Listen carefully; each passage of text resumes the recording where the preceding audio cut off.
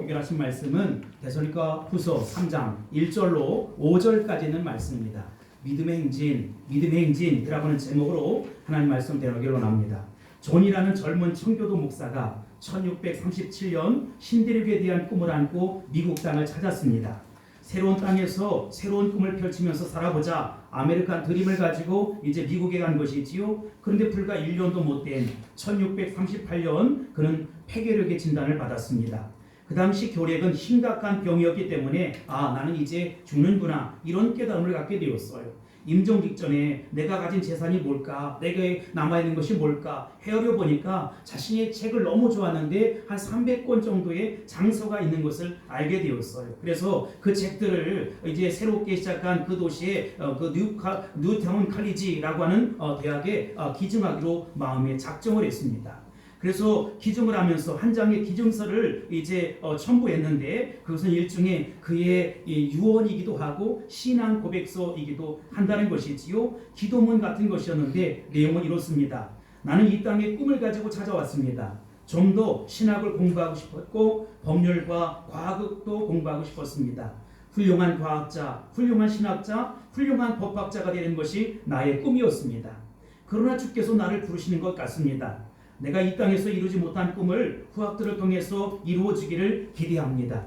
내가 이 대학에서 제공하는 책을 통해 훌륭한 신학자, 훌륭한 법학자, 훌륭한 과학자들이 길러져서 이 땅을 풍성하게 하고 인류에 이바지하는 위대한 거인들이 나타나기를 기대합니다. 이런 내용이었어요. 그런데 이 헌정서를 받은 학교 이사들은 깊은 감동을 받게 되었습니다. 그래서 이들은 젊은 목사 존을 기념하기 위해서 그의 성의 이름을 따서 학교 이름을 바꾸기로 결정을 했어요. 그의 풀네임이 뭐냐면 존 하버드입니다.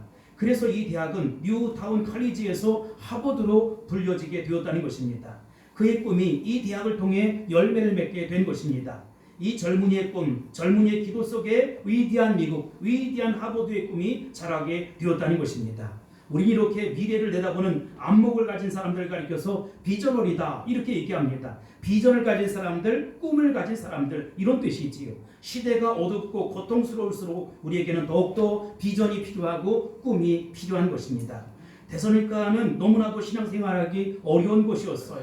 그런데 비전어리였던 바울사도도 이 데살로니가에서 3주 정도밖에 이 복음을 전할 수 없었고 말씀을 증거할 수 없었습니다. 데살로니가 사람들은 예수님을 믿자마자 많은 핍박과 환난을 당해야만 했어요. 거기다가 영주주의 이단이라든지 종말론자들이 아주 막 큰 소유를 일으켰습니다. 또한 신앙적으로 말을 듣지 않는데도 굉장히 게으른 사람들도 나타나게 되었어요. 그러니까 이렇게 저렇게 믿음의 행진이 어려웠던 것이지요. 이 정도의 어려움을 계속 당하면 성도들의 신앙은 뒤로 처져지고 아니면 내가 신앙생활을 더 이상 못하겠다라고 낙심의 요소가 될 터인데, 그러나 바울사도는 군대에서 사용하는 용어를 사용하면서 데살로니가 교회 성도들이 결코 뒤로 물러서서는 안 됩니다 라고 권면하고 있습니다. 오히려 바울사도 자신을 위해서 기도해달라 이렇게 간곡히 부탁하고 있는 것이지요. 오늘 우리가 살펴볼 첫 번째 메시지는 하나님 말씀의 다름질이라는 것입니다.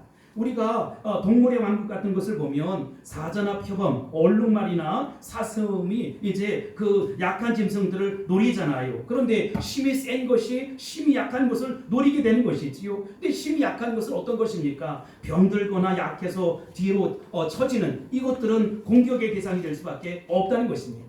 마찬가지로 성도들이 성령 충만하고 자신감이 넘칠 때에는 사단의 공격을 다 막아낼 수 있다는 것이지요. 사단의 공격도 잘 먹혀 들어가지 않는다는 것입니다. 그러나 힘을 잃고 뒤로 쭉 쳐져 있으면 사단의 공격 목표가 될 가능성이 크다는 것이지요. 이때 바울사도는 그런 사람들을 뒤로 보내는 것이 아니라 복음의 최전선에 보내어 자신의 사역에 기도로 동참해야 될 것을 간곡히 요청하고 있습니다. 우리가 이 세상에서 사명이 다 막혔을 때 자주 잃어버리는 것이 있습니다. 그게 뭐냐면 사명이 다 막혀 있고 사방이 다 막혀 있을지라도 기도할 수 있는 하루는 여전히 뚫려 있다는 것입니다. 무엇보다 성도들을 가장 생기 있고 활발하게 하는 것이 무엇입니까? 기도하는 삶이라는 것이지요. 다음 장면을 보세요. 우리 찬양하겠습니다. 사방이 가로막혀 절망하나요? 눈을 들어 하늘을 쳐다보 찾아보세요. 당신을 사랑하는 하나님께서 해결해 주실 거예요. 지금 당신이 먼저 해야 할 일은 하나님이 하신 일을 인정하면서 모든 것이 합력하여 손을 이룰 줄 믿고 따라가는 일이죠. 아무것도 염려하지 말고 오직 모든 일에 기도와 간구로 너희 구할 것을 감사함으로 하나님께 아뢰라. 당신이 이 말씀을 믿는다면 모든 것 하나님께 맡기세요. 눈을 들어 하늘을 쳐다보세요. 그리고 기도하세요. 이처럼 기도하는 성도들은 영적으로 침체할 수가 없습니다. 그러기에 비전어리 바울 사도는 데살로니가 교회 성도들에게 여러 가지 환난을 인하여 낙심하지 아니할 수 없지만 이 낙심 속에서 오히려 나를 위해 기도하라는 것입니다.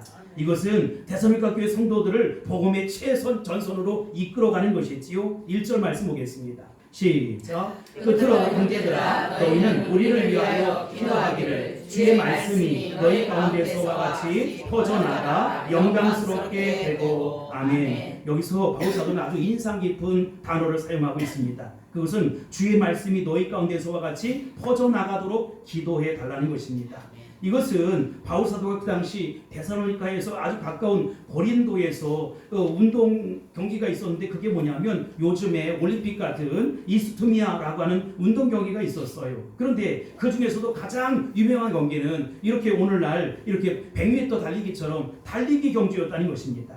달리기는 가장 빨리 달린 사람이 승리의 월계관을 쓴다는 것이지요. 바울 사도는 하나님 말씀을 다름질을 잘해서 영광의 면류관을 얻도록 우리 함께 기도하자는 것입니다. 그리고 나를 위해 기도해 달라는 것입니다. 그러면 과연 어떻게 해야 하나님 말씀이 왕성하게 두루 퍼져나가면서 승리의 면류관, 승리의 월계관을 쓸 수 있을까요? 이것은 가장 효과적인 복음을 전해서 가장 많은 영혼을 얻는 것이 결국 하나님 말씀이 두루 퍼져나가게 하는 것이라는 것입니다. 예수님은 복음을 전하는 자들에게 달란트 비유를 통해서 말씀하셨어요. 주인이 종들에게 많은 돈을 맡기고 떠납니다. 그 돈을 가지고 장사를 하라고 시켰어요.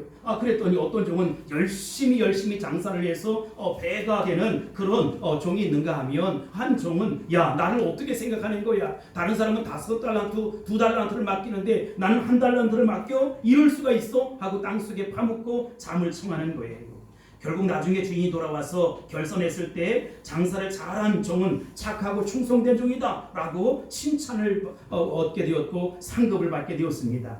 그러나 돈을 땅에 파묻었고 이제 제대로 장사하지 않았던 이는 결국은 쫓겨나서 바깥 어두운 데 가서 술 피울며 내가 왜 그랬지 하고 이를 갈았다는 것입니다.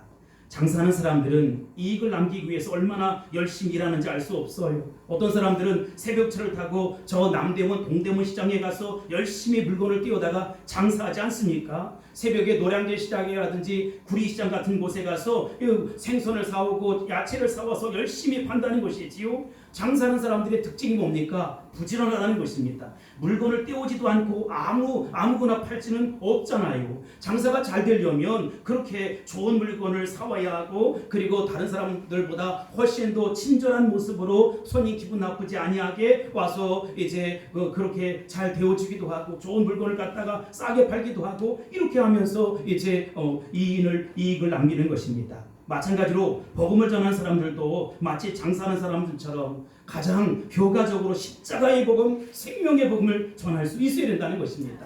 나만의 전술 전략을 가질 수 있어야 된다는 것입니다. 제가 인천에서 목회했을 때는 청소년 사역을 중점적으로 했어요. 우리 교회도 애들이 많이 있었지만 수련회를 열어서 함께 여러 교회가 연합을 해서 수련회 찾아가면 수백 명의 애들이 모여서 같이 연합회를 하는 것이지요. 그때 십자가의 복음, 생명의 복음을 전하면 애들이 처음에는 막 그냥 엉망진창이지요. 그런데 하루가 지나고 이틀이 지나고 3일이 지나고 4일째가 되면 그들이 정말 복음에 흥건히 젖어서 정말로 예수 그리스도를 구주로 믿고 구원받은 하나님의 자녀가 되었고 여기저기서 은사가 나타나고 방을 하는 그런 놀라운 역사가 있었다는 것입니다. 근데 지금은 개척을 했기 때문에 그런 사역을 제가 할 수는 없어요. 전략을 수정해서 어떻게 하면 유튜브를 통해서 아니면 찾아오는 성도들에게 설교 사역을 통해서 그렇게 그들의 심령 속에 부흥을 넣어줄 수 있을까? 어떻게 하면 엉터리 방터리 쭉정이 가짜 같은 삶을 살아가는 그들에게 정말 알곡지락으로 만들 수 있을까? 이런 것에 골몰하고 있다는 것입니다. 바울사도는 데살로니가 교회 성도들에게 어떻게 해야 복음을 가장 효과적으로 전해서 경기에서 영광을 얻을 수 있는지 기도해달라고 부탁했던 것이지요. 근데 바울사도가 주의 말씀이 너희 가운데서 같이 퍼져나가 이렇게 말씀하고 있습니다. 여러분, 그러니 바울사도가 데살로니가에서 복음을 전한 것이 3주밖에 안 됐다고 했어요. 그런데 3주밖에 안 됐는데 어떻게 이 교회 성도들은 신앙이 그렇게 무럭무럭 자라갈 수 있었을까? 여러분, 바울사도는 간 곳곳마다 선교의 거점을 만들고 그곳을 중심으로 해서 많은 영혼들, 예를 들어 에베소 교회라든지 고린도 교회라든지 빌립보 교회라든지 거점을 확보하고 일꾼들을 세우고 그리고 왕성하게 십자가의 복음, 생명의 복음을 전했어요. 전승에 의하면 그는 187개 교회를 개척했다고 하지 않습니까? 개척자가 얼마나 힘든지 여러분 아시지요? 그가 그럼에도 불구하고 목숨 걸고 생명 걸고 하나님 나라 선교 완성을 위해서 날마다 믿음으로 뚜벅뚜벅 나갔다는 것입니다. 아마 복음 전도 역사상 바울사도처럼 넓은 지역에 효과적으로 복음을 전할 수 있었던 사람은 아마 없을 거예요. 특히 바울사도에게 중요한 선교 전략은 팀 선교를 했고 제자 양육을 했다는 것입니다. 사탄의 입장에서 보면 우물쭈물하는 사이에 다 거점도 빼앗겨버리고 영혼도 빼앗겨버리니까 정말로 안타까워 견딜 수 없어요. 그래서 이제 데살로니가에서는 절대로 양보하지 아니하니라. 사단이 그렇게 이제 마음을 먹었던 것이지요. 거세게 공격을 했습니다. 그런데 여러분, 데살로니가 교회 성도들이 그런 모습 가운데도 신앙이 쑥쑥 성장하고 있었다는 것입니다. 여러분의 신앙도 아름답게 성장할 수 있게 되길 바랍니다. 아멘. 성숙한 믿음으로 자라갈 수 있게 되길 바랍니다. 아멘. 이어서 두 번째로 살펴볼 메시지는 영적인 복병이라는 것입니다. 여기 2절로 3절 보겠습니다. 시작. 또한 우리를 부당하고 악한 사람들에게서 건지시옵소서 하라. 믿음은 모든 사람의 것이 아니니라. 주는 믿고사 너희를 굳건하게 하시고 악한 자들에게서 지키시리라. 아멘. 군대가 행진을 하다 보면 적을 만나지 않고 순조롭게 갈 때도 있지만 복병을 만나서 어려움을 당할 때가 있어요. 군대가 복병을 만나게 되면 더 이상 행진할 수가 없잖아요. 그 복병을 이기지 못하면 한 발자국도 앞으로 나갈 수 없다는 것입니다. 오히려 복병의 공격에 맡겨서 전체가 전멸할 위기도 있는 것이지요. 바울사도는 복음을 전하면서 예상치 못한 복병들을 만났어요. 예를 들어 이 파포라고 하는데 이 바보라고 하는 북으로 있는 바보 섬에서 얻는 말이죠. 새 기둥에 묶여서 40에 하나 감한매를 맞았어요. 그리고 빌립보에서는 깊은 감옥에 갇혀서 고통을 당하고 어려움을 당하기도 했다는 것입니다. 우리가 예수님의 복음을 전할 때 복음의 현장에서 마음이 활짝 열려서 예수 복음 십자가 복음을 받아들이는가 하면 그렇지 않은 이들이 있어요. 어떤 이들은 복음을 전했는데 스펀지가 물을 빨아들이듯이 쫙쫙 빨아들이는 사람이 있는가 하면 야 너나 믿어라 뭐 이런 것이지. 그 주위 사람들과 결탁을 해서 교회 가는 것을 방해하거나 신앙생활을 방해하는 사람들이 많이 있다는 것입니다. 그런 사람들을 가리켜 바울사도는 뭐라고 얘기했느냐? 부당하고 악한 사람들이다 라고 얘기했습니다. 여기 부당하다라고 하는 것은 합법적으로는 대화가 안 되는 사람이에요. 억지를 쓰거나 폭력을 행사하는 사람들입니다.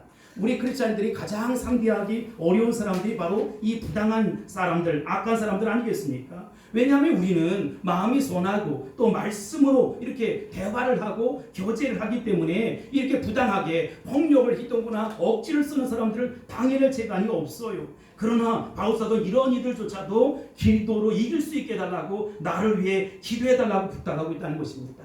그렇다면 기도하면 어떤 일이 벌어집니까? 기도하면 이상하게 악한 말을 하던 자가 입을 꽉 다문다는 것이지요. 그리고 정신없이 다른 곳에 신경을 쓰느라고 복음에 신경을 못 쓰게 되는 경우들이 있다는 것입니다. 예를 들어 로마 시대 때 황제 중에 기독교인들을 핍박하고 완전히 원형 경기장에 몰아서 죽여버리려고 작정을 했는데 갑자기 북방의 야만족들이 쳐들어오고 침략하는 바람에 이 기독교인들 지금 죽이려고 했던 이들을 신경을 쓰지 못하고 전쟁이 나서 평화의 시대가 되었고 그들이 목숨을 건졌던 일도 있었다는 것입니다.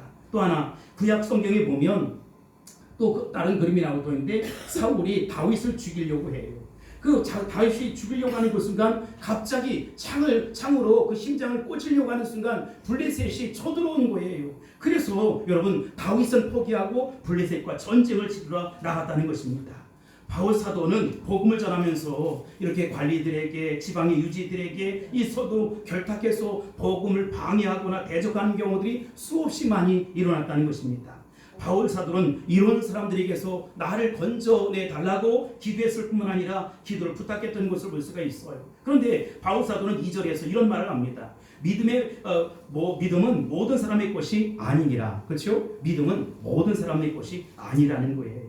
이야, 이상하다. 바울 사도는 디모데전서 2장 4절에서 하나님은 모든 사람이 구원받기를 원하고 진리를 아는 데 이르기를 원한다는 거예요. 그럼 도대체 왜 그랬을까? 디모데전서에서는 모든 사람이 구원받기를 원하고 진리를 알기를 원한다고 했는데 왜 데살로니가후서 3장 2절에 가서는 하반절에 믿음은 모든 사람의 것이 아니라고 그렇게 얘기했을까? 그가 열심히 전도하다 보니까 열심히 선교 사역을 하다 보니까 너무 반대를 하니까 이들에게 복음을 전할 수가 없는 거예요. 차라리 이 시간 낭비하지 말고 다른 사람에게 전했으면 훨씬 더 효과적인 전도가 될 수 있었겠다 이런 생각을 했던 것 같아요.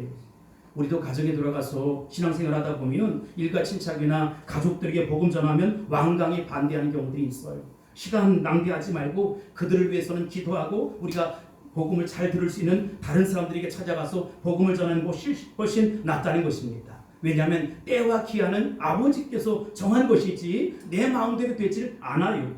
바울 사도는 데살로니가 교회 성도들도 이런 대적하는 자들로부터 지켜주시기를 하늘의 위로를 구하고 있습니다. 왜냐? 하나님은 살아계시기 때문이라는 것입니다. 아멘. 우리 주님은 여전히 살아계시기 때문이라는 것입니다. 아멘. 환난당한 모든 자들을 능히 지켜주시고도 남음이 있다는 것입니다. 아멘. 야, 내가 앞으로 어떻게 살아갈까? 그것 때문에 고민하십니까? 여러분, 환난당한 자들을 우리 주님께서 지켜주세요. 아멘. 그분은 살아계신 하나님이라는 것입니다. 아멘. 우리를 지키시고 보호하실 것인데 눈동자같이 지키시고 보호하신다는 것입니다. 아멘. 시퍼렇게 살아계신 하나님이 나를 굶어 죽이게 하겠습니까? 아멘. 망하게 하겠습니까? 아멘. 주님이 반드시 도와주실 것입니다. 아멘. 책임져 주실 것입니다. 아멘. 그러기에 고난을 당하게 되면 우리는 뭘 붙잡아야 되느냐? 하나님 말씀을 붙잡아야 돼요.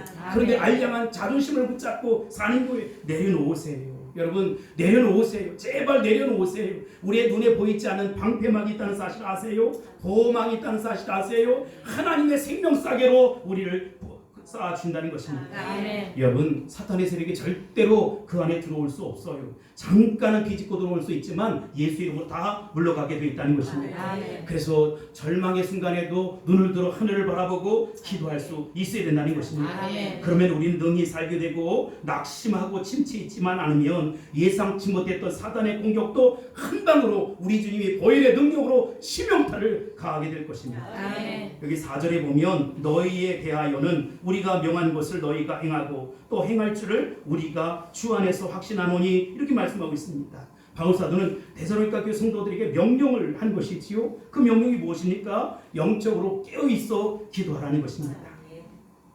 바울 사도는 데살로니가 교회 성도들이 영적으로 승리할 줄 확신한다고 했어요. 왜 그러느냐? 그가 기도하기 때문이라는 것입니다. 우리는 사탄과 영적인 전쟁을 하기 때문에 기도가 없으면 이길 수가 없어요. 기도가 없으면 부흥이 일어나지 않아요. 기도가 없으면 이상하게 힘을 잃어버리는 것이지요. 기도가 없으면 성질이 나는 것입니다. 기도가 없으면 화가 나는 것입니다. 기도가 없으면 천불이 나는 것입니다. 예수 이름으로 사라질지어다. 내 마음에 정결함을 허락해 주옵소서. 성령 충만함 부어 주옵소서라고 그렇게 고백할 수 있게 되길 바랍니다. 그러므로 우리는 목숨 걸고 하나님 아버지 앞에 엎드려서 기도해야 하는 것입니다. 아멘이신가요? 우리가 마지막으로 살펴볼 메시지는 게으른 자들에 대한 경고입니다. 6절 보겠습니다. 시작. 형제들아, 우리 주 예수 그리스도의 이름으로 너희를 명하노니 게으르게 행하고 우리에게서 받은 전통대로 행하지 아니하는 모든 형제들에게서 떠나라. 아멘. 여기서 문제가 되는 것은 본문에 나오는 게으르게 행하는 자들, 예전 성경에는 규모가 없는 자들 이렇게 표현을 했어요. 근데 게으르다라는 말을 헬라어로 찾아보니까 아티투스라는 말인데 행렬에서 떠난다 이런 뜻입니다. 군대에서 군인들이 행진하는데 자기 멋대로 마음대로 이탈해버리면 어떻게 되지요? 이탈병이 되는 것이지요. 부대에 있어야 되는데 도망가면 파병병이 되는 것입니다. 군대에서는 자기 멋대로 행렬을 이탈한다든지 혹은 부대를 이탈해버리면 군법회의에 넘겨져서 처벌을 받게 되는 것이지. 주님의 몸된 교회는 하나님 말씀을 가지고 양떼를 인도하는 것입니다. 그래서 우리 성도들에게 가장 중요한 것이 뭐냐? 하나님 말씀 앞에 순종하는 것입니다. 성도 중에 바른 말씀을 거부하고 자꾸 딴소리하고 딴 말을 따라가는 사람들이 있어요. 영적으로 무단 이탈을 하는 것입니다. 대개 데살로니가에 있었던 영적인 이탈자들은 생활이 무질서하고 언제나 무리를 일으켰다는 것입니다.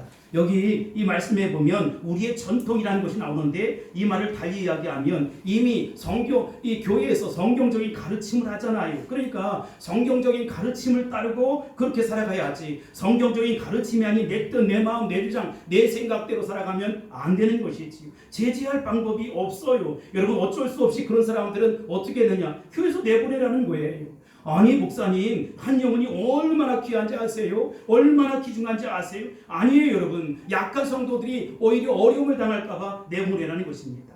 주님의 몸된 교회라고 해서 아무리 잘못된 행동을 하고 남에게 피해를 주어도 무조건 참고 인내하라 이런 것은 아니에요. 하나님 말씀이 아닌 다른 것을 가지고 무질서하게 만들고 무질서하게 행동하는 사람들은 어쩔 수 없이 내보내라. 이게 바울사도의 이야기예요. 이 게으른 자들에게 가장 심각한 문제는 일을 하지 않는 거예요. 그리고 남에게 기대서 사는 것입니다.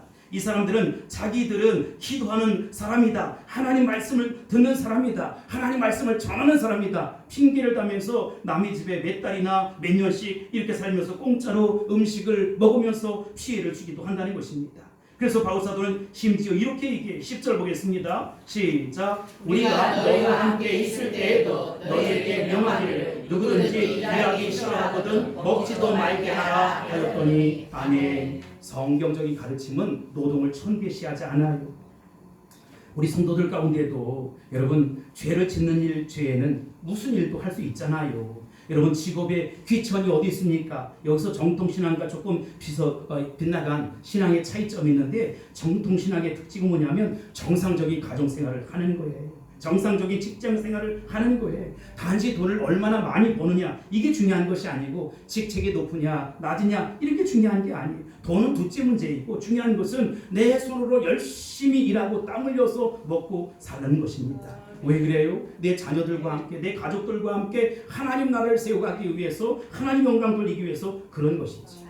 근데 빗나간 신앙들은 육체적인 것을 전시하고 자꾸 은혜 받겠다고 딴짓을 하는 거예요. 그리고 놀고 먹는 거예요. 여러분, 그러면 안 돼요. 어떤 사람들은 아예 직장생활도 그만두고 가정생활도 귀찮다고 하고 더더욱더 딴 일을 하는 것이지요. 11절 12절 보겠습니다. 시작. 우리가 그런즉 너희 가운데 게으르게 행하여 도무지 일하지 아니하고 일을 만들기만 하는 자들이 있다니, 이런 자들에게 우리가 명하고 주 예수 그리스도 안에서 권하기를 조용히 일하여 자기 양식을 먹으라 하느라. 아멘. 도무지 생활에 규율이나 규칙 없이 되는 대로 사는 사람들이 있었다. 이 사람들은 또 남의 일에는 자기 나름대로 잘 가르치면서도 무리를 일으켰다. 바울사도는 이런 사람들에게 제발 조용히 하라는 것입니다. 즉, 괜히 무엇인가 아는 척하지 말고 남의 신앙을 건드리지 말고 자기나 좀 잘하라는 것입니다.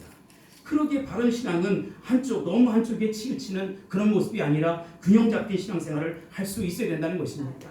전도나 기도나 무엇이든지 한쪽에 너무 치우치다 보면 잘못될 가능성이 많다. 그런 까닭에 정상적인 예배에서 은혜 받고 정상적인 설교를 통해서 성령 충만을 경험하고 정상적인 모습 속에서 사랑을 받으며 살아갈 수 있어야 된다는 것입니다. 특히 13절에서 바울 사도는 바른 성경적인 신앙을 가지고 나가는데 결과가 빨리 나타나지 않았을 때 너무 실망하지 말라는 거예요. 그냥 한꺼번에 대박 이런 얘기하지 말라는 것이지요. 여기 13절 보겠습니다. 시작. 형제들아 너희는 서원을 행하다 낙심하지 말라. 아멘. 우리가 바른 신앙을 가지고 신앙생활하는데 불구하고 부흥이 쉽게 오지 않을 때, 축복이 쉽게 오지 않을 때, 기도응답이 쉽게 오지 않을 때 어떻게 돼요? 힘이 빠지고 맥이 빠지는 것이지요. 우리가 이럴 때 어떻게 해야 다른 유혹에 빠지지 않을 수 있을까요?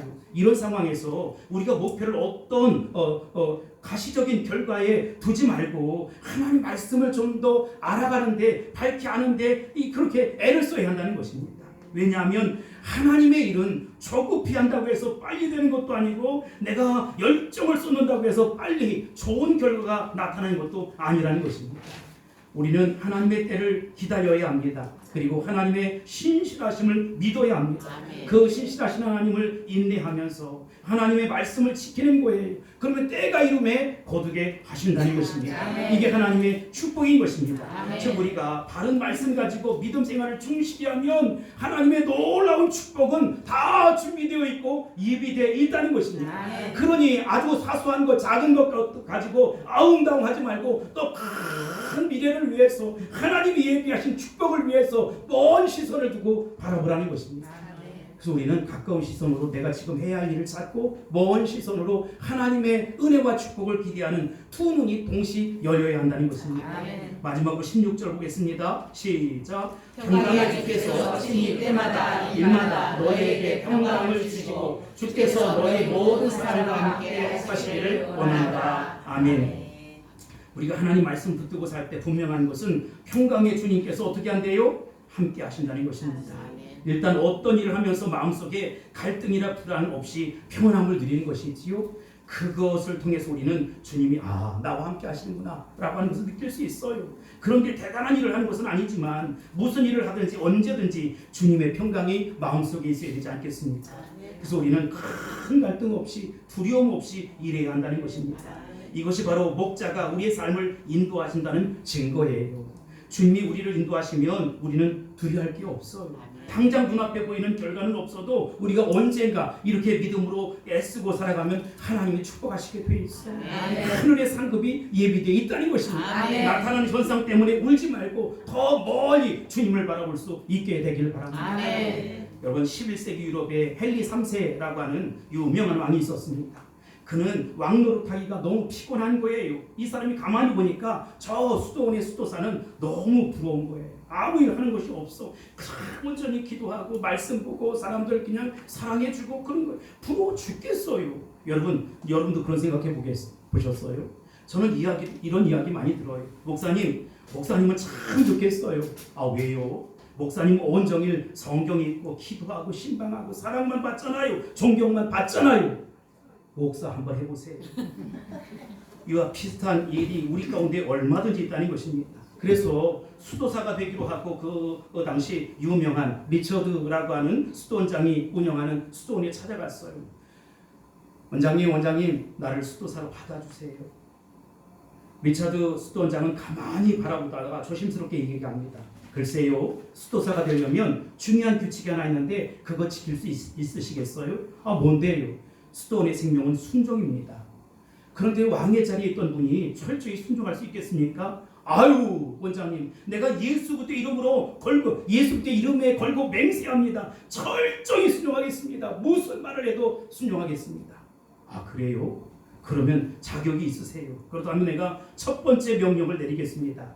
내가 꼭 지키겠습니다. 지키겠습니까? 예. 그걸 같이 약속을 했어요. 명령입니다. 당장 왕궁으로 돌아가세요. 그리고 하늘이 당신에게 맡긴 백성들을 제대로 섬기세요. 우리 주님도 같은 이야기를 하실 것입니다. 교회 와서 예배 드리니까 참 좋다고 말씀 듣고 늘 찬양할 수 있도록 교회에서 살겠습니다. 이건 안 돼요. 돌아가셔야 합니다. 말씀을 들으셨습니까? 그러면 그 말씀 붙잡고 사셔야 합니다. 살아내야 합니다. 삶을 사는 장소가 어디입니까? 가정이에요. 가정에서 고통이 있어도 가정의 한복판에서 믿음으로 사셔야 합니다. 믿음으로 살아내야 합니다. 직장입니다. 흔들리고 있는 직장의 한복판에 서야 합니다. 흔들리고 있는 사업의 현장에 서야 합니다. 다시 일으켜 세워야 합니다. 넘어졌습니까? 하나님 언약의 말씀, 생명의 말씀 붙잡고 다시 일어설 수 있게 되길 바랍니다. 재기하셔야 합니다. 그것으로 돌아가셔야 합니다. 나를 보내시는 삶의 현장 한복판에서 살아가기 위해 하나님 말씀을 듣고 계십니까? 내가 이 말씀을 듣기만 하는 것이 아니라 말씀 가지고 힘들고 어려워도 삶의 한복판, 가정의 한복판, 사업의 한복판에서 살아내는 것입니다. 정말로 쓰리고 가슴앓이하고 눈물 바가지이지만 그러나 그럼에도 불구하고 나는 믿음으로 살리라, 말씀 붙잡고 살리라, 생명 붙잡고 살리라. 지금 당장은 정말 어둡고 고 사망의 음침한 골짜기이고 가슴앓이하는 연속이지만 그러나 하나님이 예비하시고 하나님이 준비하시고 하나님이 감당해 주실 놀라운 세계를 기억하면서 은혜의 세계로 풍덩풍덩 빠져야 한다는 것입니다. 주님은 분명 우리를 구원하십니다. 주님은 분명 우리를 축복하십니다. 주님은 우리를 분명하게 은혜 속으로 인도해 가실 것입니다. 이제는 우리가 오늘 이 말씀 붙잡고 주의 영광 위에서 나를 부르신 그곳에 믿음의 행진을 하셔야 합니다. 여러분 믿음으로 삽시다. 우리 주님께서 책임져 주실 것입니다. 빛투성이가 되어도 믿음의 행진을 할 수 있게 되길 바랍니다. 반드시 하늘의 복이 있다는 사실을 명심하시기 바랍니다. 그와 두 내가 있을지어다 나타날지어다. 할렐루야. 기도하겠습니다. 고마우신 아버지 하나님 감사합니다. 우리 믿음의 행진의 뒤안길에 여러 가지 어려움들이 있지만 끝까지 언약의 말씀, 생명의 불씀 붙잡고 믿음의 행진을 잘해서 잘했다 칭찬받는 우리 모두가 될 수 있도록 축복하여 주시옵소서. 사랑하신 예수님의 이름으로 간절히 기도하옵나이다. 아멘.